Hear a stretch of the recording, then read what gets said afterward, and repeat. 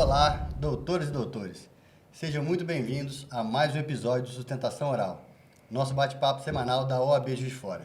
E no episódio de hoje, nós vamos tratar do tema o trabalho da Comissão de Direito de Família e Sucessões na modulação dos papéis parentais.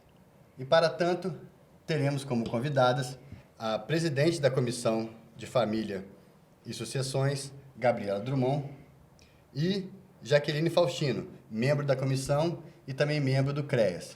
E ao meu lado, diferente das outras edições, terei o meu grande amigo Eloy Wildebrando, advogado e membro da Comissão de Marketing e Empreendedorismo.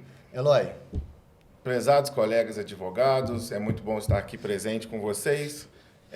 Hoje estou aqui substituindo o Dr. Rodrigo Campagnassi, meio uma questão sui generis, né? Mas espero fazer um bom trabalho aqui, a gente bater um papo legal sobre esse assunto e vamos começar aqui, né? Vamos dar um pontapé inicial. Então, assim, Eloy, a gente, como é de praxe aqui do nosso programa, além de dar as boas-vindas às convidadas, a gente gosta de começar sabendo um pouco da vida da pessoa por trás do profissional. Então, vamos começar. Gabriela, como é que foi sua trajetória de estudante até advogada, até você ser presidente dessa comissão tão importante? Primeiramente, agradecer o convite, Daniel, Eloy. É uma grande honra para mim estar aqui com vocês, principalmente com a Jaqueline, que trabalha com a gente na comissão, como secretária da comissão, que tem, nos ajudado tanto e tem feito um lindo trabalho. Obrigada mesmo. E a minha trajetória começou com um sonho, de fazer o direito, de estar dentro daquilo que a sociedade precisa, de auxiliar as pessoas, e sem conhecer muito como seria feito, do que se tratava.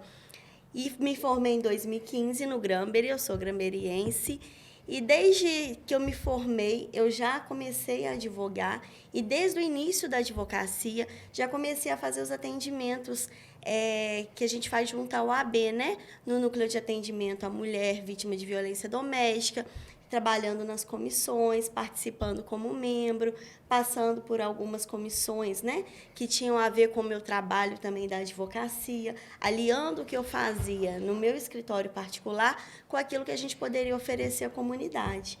E aí eu participei como vice-presidente da OAB Mulher, continuo atendendo nos núcleos de atendimento da OAB Mulher e hoje estou como presidente da Comissão de Direito de Família, criando um vínculo muito grande com os advogados da cidade, para que a gente possa levar aquilo que a gente acredita, que possa melhorar nos núcleos familiares, tanto através do nosso trabalho, quanto das comissões. E você, Jaqueline, conta um pouco da sua história para nós. Eu cresci dentro do ambiente forense, Meu pai foi comissário, da Vara da Infância e Juventude, depois coordenador.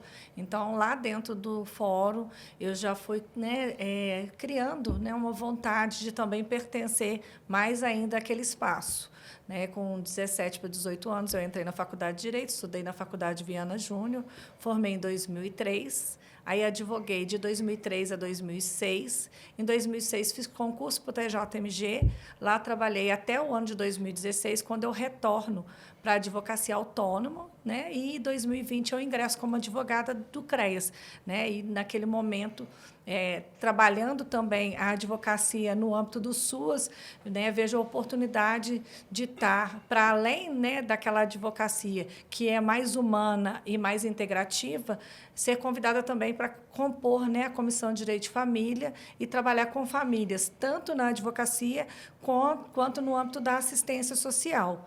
Hoje a gente compõe a secretaria, a direção da Comissão de Direito de Família, sou membro da Comissão da Mulher Advogada e componho também a REVID, que é a Rede de Enfrentamento à Violência Doméstica. Muito importante esse trabalho hoje para mim, enquanto profissional e enquanto ser humano, porque eu tenho uma visão para além da advocacia engessada das leis. A gente trabalha na ponta, atendendo e tentando, no dia a dia, com o nosso trabalho, mudar um pouco essa vida de vulnerabilidade, risco social e pessoal que as famílias e os indivíduos vivem no nosso município. Bacana. Doutora Jaqueline, a gente conversando antes, e a gente apresentou aqui, a senhora se apresentou como advogada do CREAS. Conta para nós um pouquinho qual é a atividade do CREAS, o que é o CREAS, para aquele leigo que não entende também. É muito importante esse espaço, né? O CREAS é o Centro de Referência Especializado em Assistência Social. É um equipamento que compõe o Sistema Único da Assistência Social e vem ao lado do CRAS, né, fazer um trabalho com famílias e indivíduos para a oferta, né, de serviços, articulação com a rede de proteção social intersetorial e com o Poder Judiciário e o Sistema de Garantia de Direitos para a superação e fortalecimento dos vínculos familiares, com vistas à superação das violações de direito que esses indivíduos e essas famílias indivíduos, né, elas vivem, né? E o que seriam essas violações de direito? Seria negligência, a autonegligência, abandono, a violência em suas múltiplas formas, tá? Também trabalho infantil e maus tratos. O CREAS, ao contrário do que muitos pensam, não é justiça nem polícia. CREAS é assistência social que faz um acompanhamento das famílias. E aí a gente precisa de que os indivíduos que são ali atendidos tenham uma vinculação para que o trabalho tenha uma eficácia nessa superação das violações de direito. É um trabalho muito importante. Sim, muito importante, porque ele vai além, né, do judiciário, né? Ele vai, talvez, diminuir a sobrecarga que a gente vive, né, como Trabalha advogado de na família. origem, né, na origem do problema. Sim. Né? Falando em trabalho, antes de entrar no aspecto específico da modulação dos papéis parentais, na paternidade ativa, eu queria que você falasse um pouco do trabalho da comissão em geral. Assim, qual que é o trabalho da comissão, o objetivo principal da comissão, de que forma ela atua, seja na parte educativa, numa atuação mais específica de atendimento, qual que é o trabalho que a comissão exerce? A Comissão de Direito de Família e Sucessões da OAB Juiz de Fora, ela trabalha tanto pelo advogado, né, para trazer a instrução, para trazer o engajamento. Nós temos grupos de estudos periódicos onde a gente leva aquilo que a gente atualiza os conhecimentos sobre a nossa área. A gente também traz o enfoque para o membro da comissão, ou seja, os grupos de estudos não são voltados, não são feitos por uma pessoa só. Eles tramitam, né, por todos os membros da comissão, aqueles que têm um assunto para trazer, para falar. E a gente incentiva isso como forma também de valorizar o conhecimento que aquele advogado, aquela advogada que está com a gente na comissão traz e que possui, né? Muitas vezes o advogado está num caso específico e ele aprofundou aquele estudo num conhecimento que a gente precisa trazer e atualizar, então ele vai ser chamado para fazer parte desse grupo de estudos e apresentar para os demais. Além disso, a gente também promove, a gente teve hoje, esse ano, né, de 2024, o Congresso de Direito das Famílias e Sucessões. Foi um grande congresso que a gente trouxe grandes nomes para apresentar aqui para a Advocacia Juiz Forano e da região. A gente também promove eventos periódicos, né, trazendo atualizações sobre diversos assuntos. E a gente também tem a nossa atividade voltada à comunidade. Então, a gente também faz eventos junto à comunidade. A gente leva a instrução, a gente tem a cartilha da comissão que traz conhecimentos básicos sobre aquilo que o direito de família e o direito das sucessões demanda, que às vezes as pessoas não têm contato, né? Pela ausência que a gente tem do ensino disso nas escolas e na sociedade como um todo. Então, a comissão também faz esse trabalho. Ela leva esse conhecimento. A gente faz alguns eventos junto à comunidade também, com a nossa presença física, para esclarecimento de dúvidas, né? Para a população que é carente de informações sobre como fazer um divórcio, como buscar a pensão alimentícia, questões ligadas à curatela, às vezes de um idoso ou uma idosa que está, pessoa idosa, né, que está com algum problema, ou passageiro ou permanente. A gente fala sobre como será feita essa transmissão de patrimônio. Enfim, a gente leva conhecimento à população também. Você falou 2 pontos que eu acho interessante. Um que eu não sei se vocês se reúnem semanalmente, acredito, né? Ou mensalmente, toda a comissão para debater esses assuntos que você citou. Não tem essa rotina? Isso. A gente tenta fazer ou 2 ou 1 grupo de estudos por mês, né? Para a gente levar esses assuntos mais atuais. Até mesmo para a gente atualizar o nosso conhecimento. E em relação a essa atuação perante a sociedade, de que forma ela se dá? Através de palestras? Vocês fazem parcerias com outras organizações que levam esse tipo de assistência? Como é que funciona? da comunidade. Exatamente. Sim, a gente faz várias parcerias, a gente tem inclusive parceria firmada com o CREAS em vários eventos, né, que a gente teve durante essa gestão. A gente tem parceria com a prefeitura, tem parceria com alguns programas que são feitos em determinados bairros da cidade. Então, a gente busca esses parceiros para que a gente possa falar com quem precisa, né? Para que a gente possa levar aquele conhecimento específico e a população ser beneficiada com isso. A comissão, né, voltando ainda um pouquinho sobre a comissão, ela fala também sobre direito sucessório, né?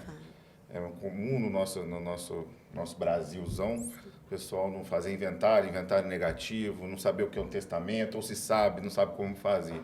A comissão também leva alguns desse tipo de informação, né? Levamos. Pelo que eu ouvi. Tá. As pessoas ainda têm, quando você fala sobre esse assunto, eu queria só um depoimento, talvez. Tem ainda, fala assim, inventário é muito caro, testamento é difícil de fazer, já chega esses comentáriozinhos, porque eu ainda vejo muito isso, né? As pessoas, a ignorância acaba tendo esses comentários e a gente perde no direito, no futuro, né? Isso. E o trabalho é muito boa essa sua pergunta, porque o trabalho da comissão passa muito por isso também, né? Às vezes a pessoa passa por uma situação de perda de um familiar ou tem uma questão sucessória que está pendente e ela acha que aquilo é um bicho de 7 cabeças e que ela não tem o acesso. Então, a partir do momento que a comissão, junto com seus membros, leva esse conhecimento, esclarece aquilo que precisa ser, aquela dúvida que a pessoa tem, a gente mostra que é como se fosse um meio facilitador desse acesso. Claro, a comissão jamais trabalha, né, ativamente em processo, em nada, mas a gente está ali para tirar dúvidas, para mostrar para a pessoa que é possível mesmo ela resolver aquele problema que ela tem. Então, assim, é muito comum, quando a gente faz esse trabalho junto à comunidade, exatamente isso, a pessoa sair aliviada, porque ela percebe que o problema dela existe, mas que ele pode ser solucionado. E a gente dá os meios. A gente costuma, né, a Jaqueline trabalha bastante com a gente nesses eventos, e a gente costuma levar, inclusive, anotações, né, os papéis com os endereços de escritório-escola, da Defensoria Pública, daqueles órgãos que eles possam recorrer para resolver aquele problema. Então, a pessoa acaba saindo aliviada desse atendimento. E esse trabalho junto à comunidade é um dos que a gente tem mais afeto, né? Porque a gente sabe o quanto é difícil, a gente lida com aquelas pessoas no dia a dia. Algumas, né, têm coragem de ir até um advogado particular para entender o que está acontecendo, faz um orçamento, mas tem pessoas que nem isso, como você disse, acha que é tão impossível que nem chegar ela consegue. Então, quando você leva a informação é libertadora, né? Então, quando você leva a informação, você permite que aquela pessoa possa ter uma esperança de resolução daquele conflito que ela vive. Eu penso que o direito é simples. A gente, às vezes, aqui complica demais. Até tem essa tendência agora da justiça para uma linguagem mais simples, CNJ, né? Sentenças, para que as pessoas consigam entender o que foi dito, né? Porque, por mais que a gente tenha poder da palavra, de substituir a palavra dos nossos clientes, muitas vezes, quanto mais simples e inteligível for para todo mundo, melhor. Mas, Jaqueline, você que transita aí nos dois pontos, tanto na parte como membro nos três, né? Como advogada, como membro da comissão e como membro do CREAS. Acredito que a comissão tenha parceria, faça alguns trabalhos em conjunto com o CREAS. O que você vê de desafio maior que vocês enfrentam? Não talvez o desafio maior, mas aquele desafio que vocês mais têm sucesso em influir de alguma forma positiva.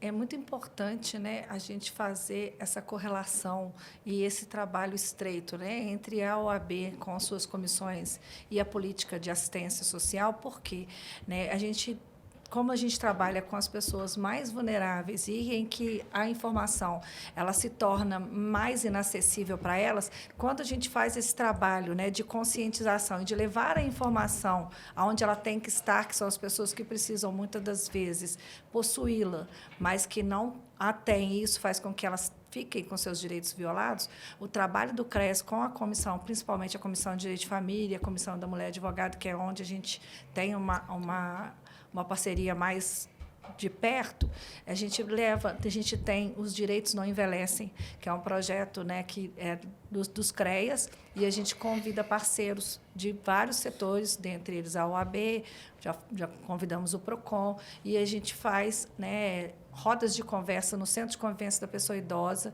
para levar para eles conhecimento sobre a questão do superendividamento, as questões sucessórias, como o doutor Eloy brilhantemente trouxe, né, a questão do abuso patrimonial.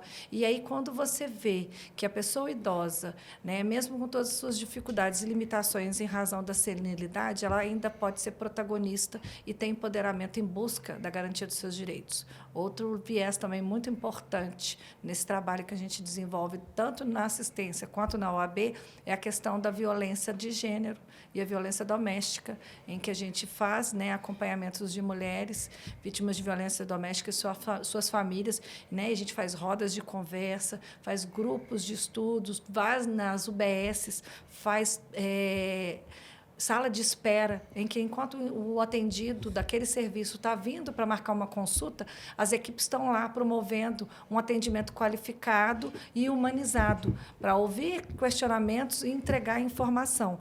E a gente também, enquanto Comissão de Direito de Família, a gente também já trabalhou na questão do consumidor, quando a gente faz parceria com o PROCON e a OAB do consumidor, a gente vai para as praças, leva também conhecimento para a população. Então, o direito ele tem que deixar de ser um privilégio para ser um acesso. Então, a política da assistência social vem para isso, para ofertar acesso e garantia de direitos. Então, o CREAS intimamente tem que estar ligado com a OAB e os demais órgãos do sistema de garantia de direitos para que o conhecimento jurídico e o acesso às informações seja realmente uma dignidade e uma universalidade de direitos. Então, pegando o gancho do que você disse, o trabalho mais emergencial e importante é atender as vítimas. A pessoa que sofreu uma violência, a pessoa que teve um direito restringido. Mas, entrando no tema do nosso bate-papo de hoje, que seria a modulação dos papéis parentais e a paternidade ativa, seria uma atuação não só específica para quem sofreu, para quem está tendo um abandono emocional, para quem está tendo um abandono financeiro ou outro tipo de violência, mas tentar também agir na outra ponta, de uma forma talvez não só punitiva, mas muitas vezes educativa. Então, eu queria que você discorresse para a gente o que seria essa modulação dos papéis parentais e a paternidade ativa. Sim. A comissão tem também, né, esse papel da prevenção, da educação, de levar esse conhecimento. Historicamente, a gente trabalhou sempre, né, nas formações familiares com o homem como provedor e aí a mulher ficava na relação de cuidado. Mas isso foi se transformando. Só que o que a gente percebe hoje é que a paternidade não acompanhou essa evolução, né? Então, a gente teve a mulher começando a ir para o mercado de trabalho, a mulher agora, dona, né, da sua vida e começando a poder fazer as suas escolhas. Só que, ao mesmo tempo em que a mulher vai para o mercado de trabalho, não necessariamente os cuidados com a casa, os cuidados com os filhos, né, os serviços domésticos foram divididos. Então, o que a gente tem hoje de demanda é a gente levar essa educação com a paternidade ativa, a paternidade responsável, né? Quando a gente fala em modulação de papéis parentais, é isso. A gente trazer o pai para o centro da educação da criança. Então, da criança e do adolescente. Então, ele deixa de fazer um papel secundário, que, né, por muito tempo, infelizmente, a gente teve ele nesse papel secundário da criação e do cuidado, e ele passa a ser sujeito ativo. Só que a gente percebe que a sociedade não acompanhou esse desenvolvimento, não foi no caminho que se pretendia, né, para que houvesse uma igualdade de condições dentro da família, dentro dos papéis parentais. Então, hoje, a gente vem falando dessa paternidade ativa para isso, para trazer esse pai na participação de todos os passos dessa paternidade. A gente inicia, por exemplo, no planejamento familiar. Então, o casal ou, né, o pretenso casal, ele deveria, e é isso que a gente busca que aconteça, que haja essa conversa, para que o pai também, né, o futuro pai, se decidir por ter filhos, ele possa ter essa participação e compreender o papel da mulher e a condição dela de poder escolher, inclusive. Então, a partir do momento em que se escolhe por ambos que vai ter o filho, então ele vai participar desse planejamento. Posteriormente, por exemplo, né, o que a gente traz?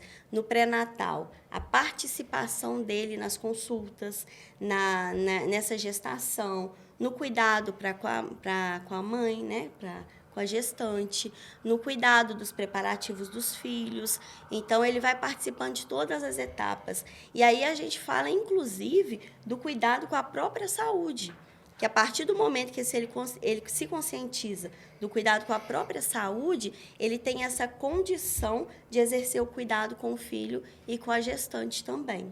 E aí, com o nascimento do filho, o que se pretende, o que a gente fala hoje de paternidade ativa, é que ele possa participar de todas as fases, que ele possa participar de tudo aquilo que é feito no cuidado do bebê, no crescimento, no acompanhamento daquela criança, nas consultas médicas, no tratamento médico, ele ter a responsabilidade daquilo que está sendo feito em favor da criança, da educação, e não delegar mais isso, né? Que isso não seja mais dever só da mãe, que não seja, o cuidado não seja levado só para a mãe. Então, que ele possa acompanhar todas essas fases.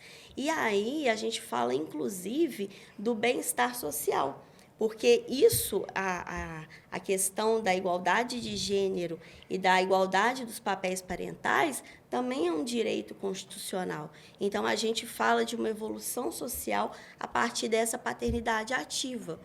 E a gente percebe que muitos pais não têm conhecimento disso. Eles não sabem por onde isso passa, né? E aí é onde a comissão também vem com os grupos de estudos, para que o próprio advogado, a advogada, possa levar esse conhecimento, né? Já não cabe mais, e eu acho que a Jaqueline vai concordar comigo, não cabe mais a gente, por exemplo, estar advogando para um pai numa ação de família que faça aquilo que ele bem entender para se favorecer em detrimento da criança. Já não faz mais parte da advocacia. Não é esse o nosso trabalho.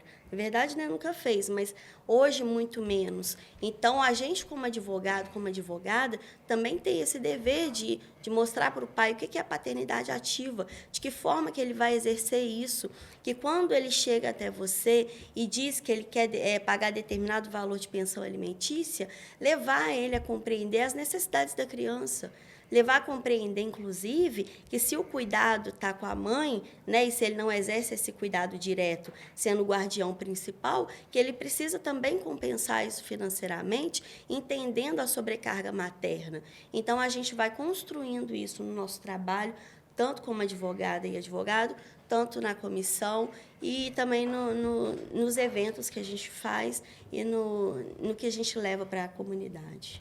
Mas você falou muito sobre a questão de planejamento familiar, pré. Eu fico pensando assim agora numa questão mais ostensiva, quando a gente já está numa fase de judicialização e a gente tem aquele pai que, né, igual você falou, eu quero pagar X de pensão, ou eu não quero ajudar no transporte e tal. Eu penso, e aí queria ver a sua opinião sobre isso, que a mediação, né, os mediadores, o papel dos mediadores, também dos advogados, como primeiros pré-julgadores das causas, né? Eu falo muito sobre isso. Chegar uma causa para a gente, uma demanda, e a gente fazer um pré-julgamento se aquilo é possível, né? Mas já pós-judicialização, às vezes o cliente procurando, depois de ter procurado um outro advogado que falou que ele não queria ouvir. O papel da mediação na vara de família é muito importante para colocar as pessoas no lugar do próximo, né? Principalmente um pai e uma mãe. Mais um pai, porque a gente vê mais uma questão patriarcal dos pais ainda, não se colocando no lugar no papel da mãe. No pós-judicialização, né, já judicializado, como que a gente poderia enfrentar, nós advogados, poderíamos enfrentar isso perante os jurisdicionados, a explicar isso para eles, né, de uma forma, como que eu posso dizer, simples, Porque às vezes a gente fica falando coisa que parece que a gente está teorizando, mas não é. Eu sou pai na prática, eu sei. Né? Então, assim, eu sofro os mesmos problemas que todos os pais sofrem, talvez um pouco menos por conta da questão financeira. Mas como que a gente explica isso para um pai que é pouco instruído, né? Tanto do pai dele, que era uma pessoa, às vezes, muito menos instruída que ele, né? Às vezes ele frequentou um pouco de escola e o pai nem nada. Então, como que a gente chega nesse... O que você acha? O que você pensa sobre isso? É exatamente isso. É importante trazer, inclusive, quando você fala do pai dele, né? Porque, de fato, isso é uma construção social e cultural. Então, é um aprendizado que foi se passando, que é onde a gente tem que trazer para a consciência e também mostrar que o caminho é diferente, que não é daquela forma que se faz, que ele precisa estar ativo. E eu vou falar pela minha advocacia. A minha advocacia é geralmente voltada para a mulher, mas quando eu exerço o papel de estar representando um pai, eu me sinto no dever e assim o faço, e aonde eu repito, né, a questão da advocacia hoje de instrução também é isso, de mostrar para ele como ele pode atuar em diferentes situações do dia a dia. Vou te dar um exemplo. Determinado tempo, um pai chegou para mim e reclamou que a filha estava com um problema no cabelo, que estava com piolho, enfim, e que a mãe não cuidou. Eu falei com ele, falei assim, olha, você estava com ela durante o final de semana, você poderia ter ido na farmácia, comprado o remédio, comprado o pente, e você mesmo, olha no YouTube um videozinho, como é que faz, porque às vezes também não sabe, e a gente compreende isso. Olha no YouTube como faz e tenta resolver essa questão. Se não conseguir, pede ajuda para quem saiba, mas você fazendo. E aí a gente tem até uma questão seguinte, que o que a gente vê muito nessas questões de pensão alimentícia, de guarda, de convivência, é que ainda quando o lado paterno exerce algum cuidado, muitas vezes esse cuidado é delegado. Isso é um grande problema, porque ele é sempre delegado a uma mulher. Vai ser a esposa dele que vai cuidar da filha quando ele está no final de semana, vai ser a mãe dele que vai cuidar, vai ser a irmã dele. Não. O que a gente está chamando para essa consciência e também para essa mudança de comportamento é que o pai exerça esse cuidado, que não seja delegado a outra mulher para aumentar a sobrecarga daquela mulher. Então, é a instrução mesmo, são os cuidados do dia a dia. Quando ele traz uma situação concreta para o advogado e para a advogada, é mostrar como aquilo pode ser revertido, como ele pode agir para ele participar da vida dos filhos. E é muito importante a gente trazer isso, até mesmo e principalmente pela questão emocional da criança e do adolescente, que quando essa criança e adolescente tem um pai com uma participação ativa na vida dela, então aquela criança e adolescente cresce mais confiante, cresce com uma saúde emocional melhor do que se assim não fosse. Então, ela passa a ter mais confiança, ela vai mais segura para a vida, porque ela sabe que ali ela vai ter o cuidado do pai e da mãe. E a gente percebe que a mãe, que no caso das mães solo, que não tem a participação do pai, e aí eu falo, inclusive, de em qualquer que seja a conjugalidade. Ela pode tanto ser solteira como casada, qualquer que seja, a gente vê mãe solo casada. Então, a gente vê que até mesmo quando existe a instituição do casamento, aquele cuidado paterno não existe, ele é ausente. E aí, quando a gente traz esse conhecimento, é para qualquer que seja a conjugalidade. E não confundindo a conjugalidade com a parentalidade. Então, aquele pai participar da vida da criança, quer ele esteja em um relacionamento com a mãe da criança, quer ele não esteja. E existem várias formas dele fazer isso. E repito, né, como você também disse, às vezes ele não aprendeu com o pai dele, às vezes isso não vem de casa, mas que ele possa buscar esse conhecimento. Hoje em dia, a gente até tem várias páginas no Instagram que trazem esse tipo de formato familiar, né? Tem pais solo que estão ali mostrando como ele pode participar da vida do filho. Tem até livros muito famosos relacionados a isso. Tem sim. Então, assim, tem várias fontes de conhecimento, né? Esse pai que, de fato, vai participar da vida dos filhos, ele tem aonde buscar esse conhecimento. Mas, claro, se ele está acompanhado de um advogado, de uma advogada, é nosso dever a gente mostrar, que seja no caso concreto, em cada exemplo que ele trouxer, né? Cada questão que acontecer, traz ele para a responsabilidade, mostra para ele como ele participa da vida do filho, porque isso vai ter um reflexo gigante no crescimento dessa criança, desse adolescente. Jaqueline, na prática, assim, na sua vivência, porque assim, a ideia de assim, ser pai é participar, tem aquela frase, né? Ou ser mãe, com certeza é a mesma coisa. Existe um mundo ideal, existe o caminho para atingir esse mundo perto do ideal, onde você seja motivado e educado a fazer aquilo que você pode fazer. Mas a gente vai sempre ter o obstáculo de ter aquilo que você não pode fazer, que você não consegue fazer. E dentro desses desafios, assim, de educar e conscientizar o pai, eu acredito que as gerações, principalmente dos homens, estão se transformando aos poucos, porque todo o processo de mudança é lento, mas eu acredito que a semente já foi plantada. Mas dentro dessa transição lenta e gradual, onde a nossa sociedade vai formando homens melhores e mais participativos, tudo isso ainda vai ter aqueles obstáculos de homens que ou não querem, porque é uma questão de vontade, ou não podem. Então, na sua vivência, nessa tentativa de uma paternidade mais participativa, ativa, como você mesmo disse, em relação a não só financeira, mas também a ajudar a educar o filho, a cuidar, quais são os obstáculos mais difíceis que vocês enfrentam, excluindo a própria vontade do homem, mas obstáculos talvez da condição de trabalho dele, ou da condição de vivência, não sei, quais são os obstáculos que não se restringem ao aspecto da vontade desse homem? O que acontece, né? No curso, né, de um processo ou nos acompanhamentos, né, lá, né, das famílias, os indivíduos do CREAS, a gente já se deparou com fatos que impactam, né, o exercício da paternidade ativa pelos pais, né? Dentre eles é a questão física, a falta de diálogo das famílias, né? Mas, sobretudo, né, a questão financeira é uma questão que acaba que a gente ainda não consegue quebrar esse paradigma de que o dever de cuidado é um dever inerente à maternidade. Tá?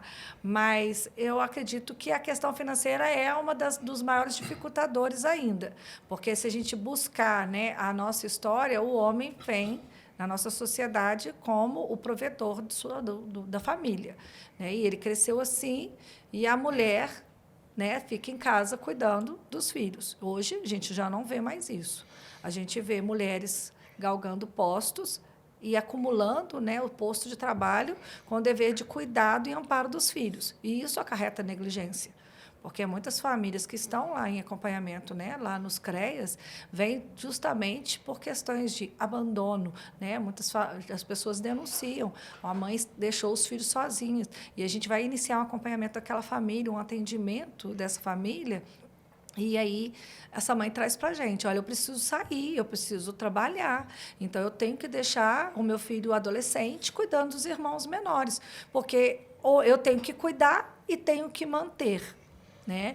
E aí a gente vai buscar aquela rede de apoio para fazer todo aquele trabalho de fortalecimento da rede de apoio, né? Fazer um resgate dos vínculos familiares que muitas das vezes estão rompidos, porque aí a questão da conjugalidade impacta a parentalidade, como a doutora Gabriela falou brilhantemente, né? São famílias que às vezes tiveram um relacionamento esporádico, né? E aquele pai, a mãe não permitiu que esse pai tivesse convivência com os filhos, ou até num certo momento de imaturidade desse pai ele não teve, e a gente chama esse pai para verificar o que está acontecendo, né? E muitas das vezes esse pai fala, eu não posso assumir o cuidado do meu filho porque eu tenho que trabalhar, né? Mas alguém tem que cuidar dele, né? Só que alguém tem que cuidar. E aí a gente tem que levar a reflexão de, hoje, no nosso ordenamento jurídico, a regra geral da guarda é compartilhada. E aí, como é que a gente compartilha só direitos? A gente tem que compartilhar deveres. E o protocolo de gênero está aí para de minimamente tentar, no tempo, diminuir cada vez mais essa desigualdade. Mas, assim, um ponto, sim, não é nenhuma crítica, é uma constatação. Assim. Sim. De longe, você, com certeza, se trabalha nessa área, você tem um dado mais preciso. Mas, a maioria das vezes, o pai nem está brigando para a residência na casa dele. Já é tipo uma convenção que a residência vai ser na casa da mãe e que as visitas, quando são visitas, ou mesmo na guarda compartilhada, o pai vai ter livre acesso, mas a residência na casa da mãe.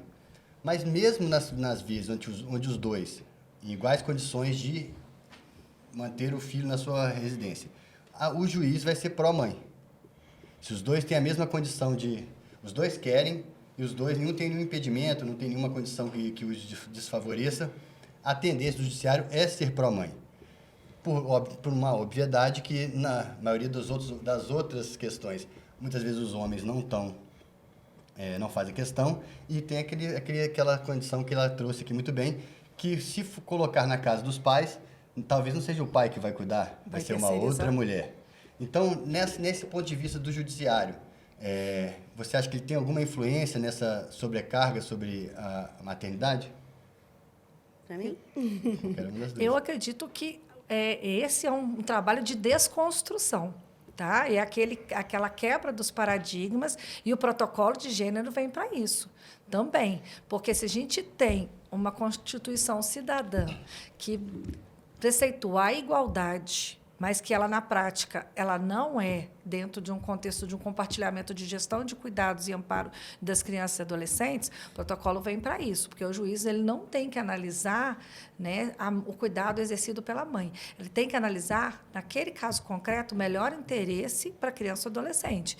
Então, quem tiver, dentro do caso, né, a melhor condição de exercer o cuidado, tudo bem. Claro, por isso que hoje a gente cria-se planos de convivência, porque o exercício da guarda é uma coisa, a modulação da convivência é outra coisa. Então, a guarda compartilhada ultrapassa o plano de convivência parental. Tá? A gente tem que criar um plano de convivência que aumente os vínculos com o pai e com a mãe, que essa criança vá para a vida preenchida 50% de cada um. E, para além disso, esse pai e essa mãe têm que ter consciência que a conjugabilidade não existe mais, mas essa parentalidade é perpétua. Eles vão ter que dividir esse cuidado, administrar essa questão desse filho em comum. Então, tem que tentar estabelecer. E aí, né, dentro do que vocês falaram, a justiça restaurativa ela vem muito, né, bem nessa situação para refletir com esses pais e para refletir também com o judiciário que há necessidade de que, se a guarda é compartilhada, os direitos são compartilhados, mas os deveres são compartilhados. Mas não são só deveres de buscar na sexta-feira à noite e devolver na segunda-feira ou no domingo à noite, ou buscar uma vez por semana para ir lá tomar um sorvete e voltar para casa. É dividir decisões, é dividir levar na consulta, é dividir uma noite mal dormida com a criança no hospital. Então, é dividir tudo. E a paternidade afetiva, a paternidade ativa, vem isso, para aumentar o afeto, para fortalecer essa vinculação, para diminuir a violação de direito e para mudar esse paradigma de que a mulher é responsável pelo cuidado e o homem é responsável pela manutenção. Hoje é todo mundo igual. Assim, na vida a gente precisa de exemplos, né? Sim. Então, os dois têm que ser exemplos. Antes de você só pode colocar mais uma questão, já que para entrar no tema dela, que é em relação a como, por exemplo, a parte financeira, a gente já sabe como responsabilizar, que é a pensão. Agora, essa parte afetiva, a gente tem a educação, tem a conversa, tem a orientação do advogado antes da audiência, tem os mediadores, tem tudo isso, mas não funcionou. Como fazer isso, de alguma forma, coercitiva, fazer esse pai, ou, no mínimo, cair em si, ou então ter alguma punição que o faça, pelo menos, repensar ou não repetir essa atitude? Sim, complementando a questão dos magistrados e magistradas, eu não percebo essa questão pró-mãe. O que eu percebo é a dificuldade em trazer para esse pai o que é a paternidade de fato. Então, é como a Jaqueline falou, não é buscar os finais de semana e levar de novo para casa depois. É no dia a dia compartilhar de todas as demandas da criança e do adolescente. E dentro disso, a gente tem o quê? Hoje, a regra é a guarda compartilhada. Só que a guarda compartilhada, como você disse, é a guarda que vai compartilhar tanto direitos quanto deveres. Então, tem um guardião principal, que é onde a criança mora, e vai ter a convivência resguardada com outro guardião, só que as questões relacionadas à vida daquela criança e do adolescente vão ser compartilhadas entre os pais. Tanto, né, a questão financeira ali, para a gente saber dos gastos e do que necessita, quanto a questão de estar fisicamente nas reuniões escolares, nas consultas médicas, internação, o comprometimento da medicação, né? A medicação que a criança e adolescente precisa, é do dia a dia de todas as necessidades daquela criança e adolescente. É verificar como está a educação, como está o desenvolvimento escolar, em que ponto que aquela educação pode estar sendo falha e precisa ser melhorada, e que aí não é responsabilidade só da mãe, é responsabilidade do pai também, ele ajustar a educação para que aquela criança e adolescente tenha um futuro melhor. E aí, dentro disso, é essa dificuldade que a gente encontra hoje. Por isso que se fala da paternidade ativa, né? A gente precisa nomear determinadas questões para que elas se tornem de fato, para que a gente seja algo concreto com que a gente vai trabalhar. E, diante disso, na falta dessa paternidade ativa ou na falta de exercer uma guarda compartilhada de verdade, a gente tanto tem, né, como recorrer a pedido de multa ao judiciário. Então, o judiciário pode estabelecer multa por descumprimento daquela guarda compartilhada, daquela convivência que não está sendo cumprida conforme deve ser cumprida. E a gente fala hoje também do acréscimo na pensão alimentícia para cobrir aquele momento de sobrecarga da mãe, aquela compensação financeira sobre aquele cuidado que não está sendo exercido. E para que a gente possa fazer um pedido dessa compensação, por exemplo, a gente utiliza o protocolo de gênero. Em 2021, o CNJ estabeleceu, através de um grupo de estudos, depois de uma condenação do Brasil na Corte Internacional por ter sido omisso em uma questão de gênero, então formou-se o grupo de estudos do CNJ que criou o protocolo com perspectiva de julgamento com perspectiva de gênero. E aí, a partir desse julgamento, desse protocolo de gênero, o que a gente tem? A gente tem a instrução dos magistrados de como eles vão agir diante de uma situação que tem a mulher como parte. E dentro do direito de famílias, né, das famílias especificamente, que é o que a gente trabalha, a gente tem, inclusive, essa compensação financeira. Então, a gente mostra para aquele magistrado, olha, nós estamos aqui com uma mãe sobrecarregada, que ela tem uma jornada de trabalho externa, ela está ativa no mercado de trabalho, mas ela, ao mesmo tempo, está com cuidado exclusivo daquela criança e adolescente, e ela precisa dessa compensação financeira. Na verdade, a criança precisa, né, dessa compensação financeira para ter uma qualidade de vida melhor. Então, a gente consegue, inclusive, acréscimos na pensão alimentícia com base nisso. Infelizmente, né, a cultura ainda vai muito para o lado de que as coisas tomam efetividade a partir do momento que dói no bolso. Então, quando a gente tem essa questão, aí a gente consegue trazer para a realidade. Olha, a sua ausência de cuidado está gerando um aumento na pensão alimentícia, porque a criança não pode ficar sem essa assistência e a mãe não pode ter essa sobrecarga maior. Amor não se compra, né, gente? Não. Amor só se conquista. Não, mas é uma questão muito cultural. O amor não se compra, mas a gente precisa instruir também. Porque se a gente achar que o amor vai vir espontaneamente, o cuidado, o afeto surge espontaneamente, não vai surgir. Porque a construção social foi sempre no sentido de colocar a mulher numa situação desfavorável e de uma sobrecarga muito grande.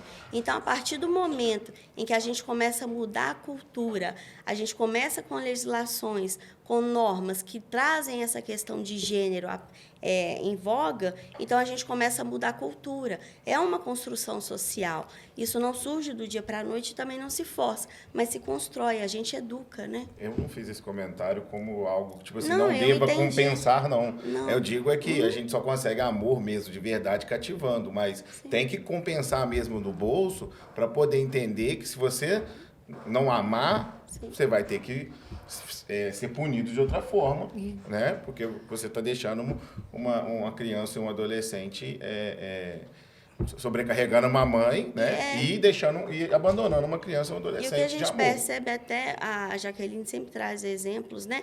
E nos trabalhos que a gente faz junto à comunidade, que esse não é um problema familiar. Quando a gente fala de questões de gênero, buscando essa igualdade para que os papéis sejam colocados no seu lugar, a gente não está falando de uma questão única e exclusivamente daquela família. A gente fala de uma questão social, porque a gente sabe muito bem que o abandono paterno ele vai ter reflexos na vida da criança e do adolescente para sempre. Então, a gente tem esse reflexo na sociedade. A gente tem hoje, pelo menos, né, segundo o último censo do IBGE, pelo menos metade das famílias chefiadas por mulheres. E aí essa mulher, ela está buscando no mercado de trabalho o sustento da sua casa e ela continua com o cuidado. Então, se a gente traz esse equilíbrio, tanto financeiro quanto do cuidado, que a gente não pode só também pender para um lado, né, dos dois, a gente cria uma construção social favorável.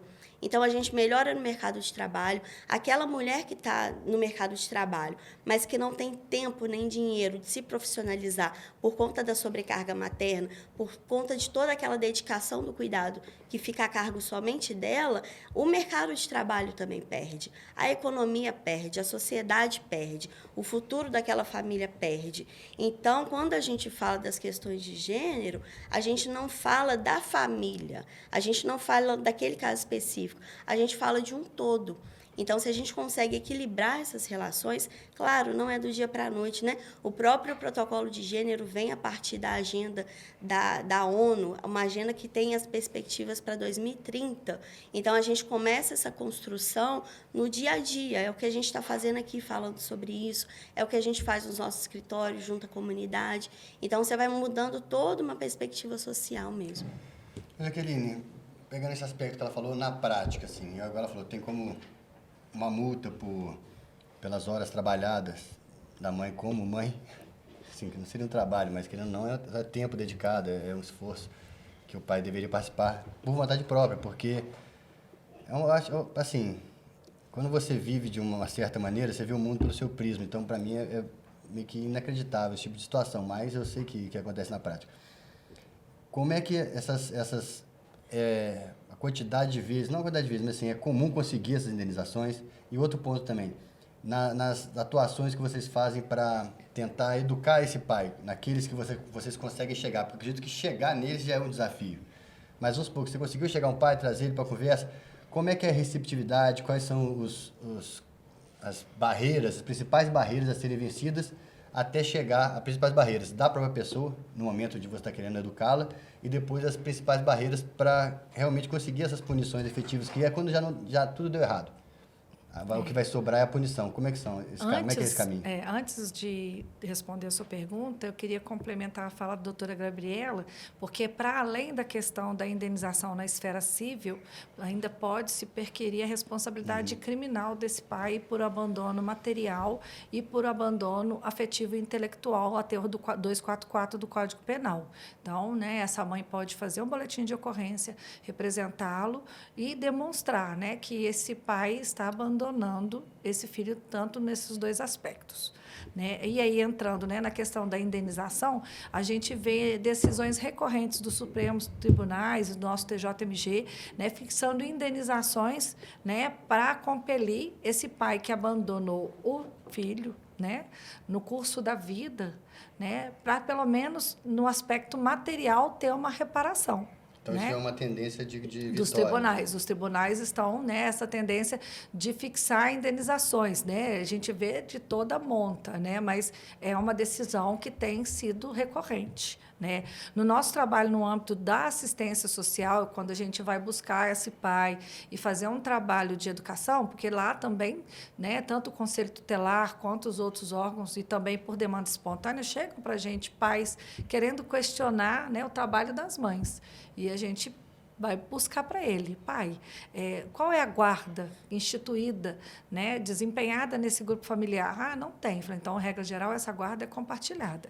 Você está buscando, né, apontar erros no 50% dessa mãe. E os seus 50%? O que você está fazendo?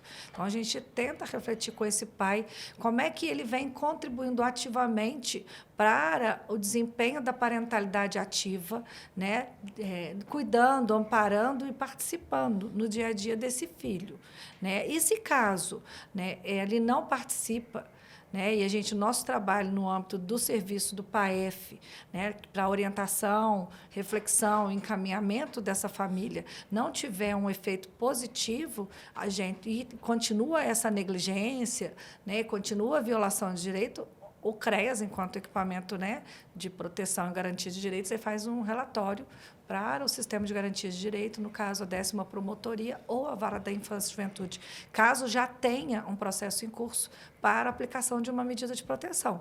Inclusive, essa medida de proteção pode ser até um acolhimento institucional para essa criança, né, se essa negligência for da parte dos dois pais. Mas é claro que isso é a última ratio. É uma medida excepcional, porque a criança, o ideal é que ela fique com a sua família. E por isso que o trabalho é em prol de buscar que esse pai esteja ativamente no cotidiano dos seus filhos, né? Mas a gente também orienta essa mãe, orienta, né, faz encaminhamentos para a delegacia, encaminhamentos para a Defensoria Pública ou para as faculdades de direito, para poder buscar esse pai. A gente vê também a aplicação dessas multas, porque muitas das vezes a gente faz um plano de convivência, o juiz, né, sentencia, fixa essa convivência parental e esse pai, no dia, não busca a criança.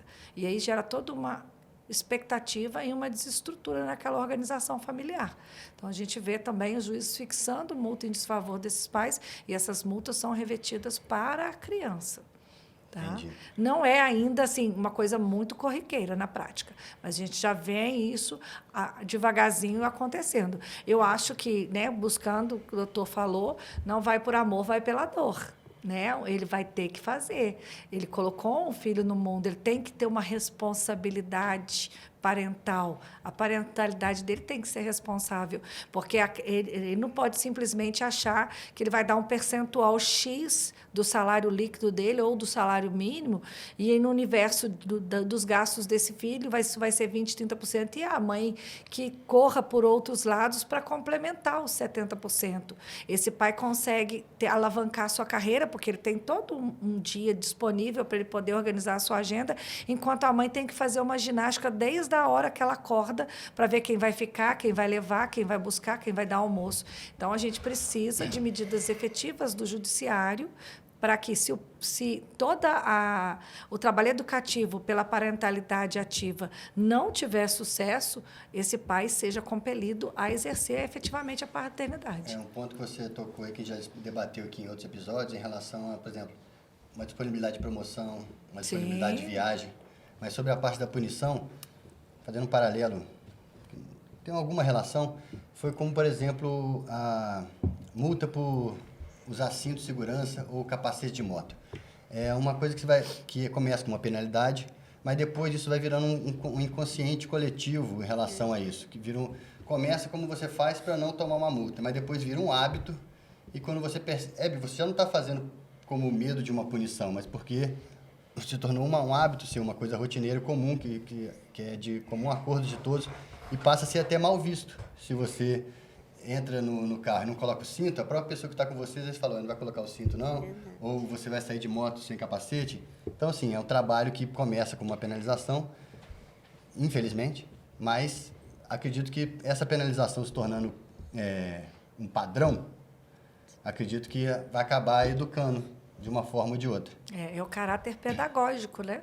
A gente trabalha, né, com que as indenizações ele tem o seu caráter punitivo, mas, sobretudo, tem que ter um caráter pedagógico. E que tenha eficácia para que não seja um filho necessário buscar a judicialização para pedir uma indenização para o seu pai.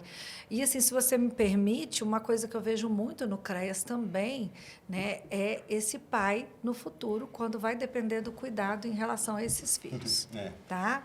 E muitas das vezes a gente vê, né, uma pessoa idosa que está abandonada, negligenciada ou até autonegligente e vai buscar esses filhos. E aí o discurso que esses filhos trazem no atendimento é justamente a questão do abandono parental. Então, é muito importante a conscientização para a parentalidade ativa, para que esse pai seja ativo na vida dos filhos, porque hoje ele é o cuidador, mas no futuro ele vai ser cuidado. Ele não pode requerer o exercício do dever de cuidado para alguém que ele não deu. Você só pode receber aquilo que você deu e dar o que você recebeu. Então, a gente tem que quebrar, desconstruir esse paradigma para que as nossas gerações futuras não vivenciem o que a gente vivencia hoje. Na verdade, é fazer um convite, tá? Porque eu sou da comissão da OAB Vai Escola e nós levamos direito para os alunos do 9º, 8º ano. Nós estamos levando direito previdenciário para o pessoal do EJA, direito de trabalho para o pessoal do EJA. Então, eu acho que também temos que começar com as nossas crianças, informando sobre direito de família, sobre o direito delas de ter pai, né? E de ser cuidados. Então, a comissão quiser ir lá conversar um pouco com as crianças, é muito gratificante e deixo aqui o convite. E já aproveitando, né, nós estamos finalizando, queria que a doutora Gabriela, e depois seguida a doutora Jaqueline, fizesse suas considerações finais aí, falasse para todos sobre a comissão e tudo. Eu agradeço o convite, sim, faremos parte. Eu também estou ingressando na Comissão de Direito Vai à Escola. Eu estou começando ainda, vou aprender com vocês, mas como Comissão de Direito das Famílias e Sucessões, sim, podem contar conosco. Inclusive, é muito interessante ver o interesse das crianças nesses assuntos, porque alguns adultos acham, né, que as crianças não percebem a atenção, não percebem os problemas, mas elas estão extremamente ligadas no que está acontecendo. Então, quando a gente leva conhecimento para essas crianças, elas passam a ter mais segurança, podem levar também aos pais, então isso auxilia muito. E agradecer mais uma vez por estar aqui. A nossa comissão segue, né, a disponibilidade de toda a cidade de Juiz de Fora para os trabalhos que a gente puder auxiliar. A Comissão de Direito de Família e Sucessões é muito empenhada nesse sentido de levar informação à comunidade. Advogadas e advogados também que tenham interesse em participar serão muito bem-vindos. É uma comissão, né, que a gente conseguiu construir um grupo muito bacana, onde um auxilia o outro até nas dúvidas diárias, porque o direito das famílias ele é extremamente amplo, o direito das sucessões é extremamente amplo. Então, a gente não detém todo o conhecimento, mas quando em conjunto, em grupo, a gente consegue levar o nosso conhecimento ao colega, à colega, e também receber esse conhecimento e levar à comunidade e no nosso dia a dia, no nosso trabalho também, isso engrandece muito e traz benefício para todo mundo. Obrigada mais uma vez. Passa suas redes sociais. Sim, o meu Instagram é Gabriela Drummond ADV, e lá a gente busca, né, levar algumas informações, mostrar sobre a atuação da comissão também nos eventos que a gente participa. A gente busca ter esse contato direto tanto com advogadas e advogados quanto com a comunidade. Obrigada. Eu também gostaria de agradecer, né? É muito rico para mim estar aqui e apresentar um pouquinho do nosso trabalho, né? Apresentar o trabalho do CREAS, que eu acho que é muito importante, tanto para os advogados quanto para a sociedade em geral, conhecer esse aparelho no SUAS, né? Que atua na média complexidade, acompanhando famílias e indivíduos, que muita gente conhece o CRAS, mas pouco se sabe o que faz os CREAS. Então, para além do meu trabalho da advocacia, acho importante esse espaço para a gente falar um pouquinho dos CREAS. Tá? Quero dizer que assim, família é espaço de construção e desconstrução e contínua. Então, esse movimento nosso é para isso, para construir uma sociedade mais livre, mais justa, mais igualitária e desconstruir paradigmas que hoje já não servem mais para nós. Tá? E eu acho que foi muito, muito enriquecedor para nós estar aqui, né? Eu, enquanto membro da Comissão de Direito de Família, como advogada e também como membro da equipe do CREAS. E as suas redes sociais? A minha rede social é adv.Jaqueline Faustino. Lá também a gente fala um pouquinho do trabalho do CREAS, do nosso trabalho na Comissão de Direito de Família e também um pouco da Jaqueline, né? Que é importante conhecer, que para além de advogada, nós também somos pessoas, temos uma vida, né? Queria agradecer a presença de todos vocês. Agradecemos. E para você que nos assiste, nosso muito obrigado por assistir nosso episódio. Não se esqueça de compartilhar, dar o like, dê sugestões e até o próximo episódio.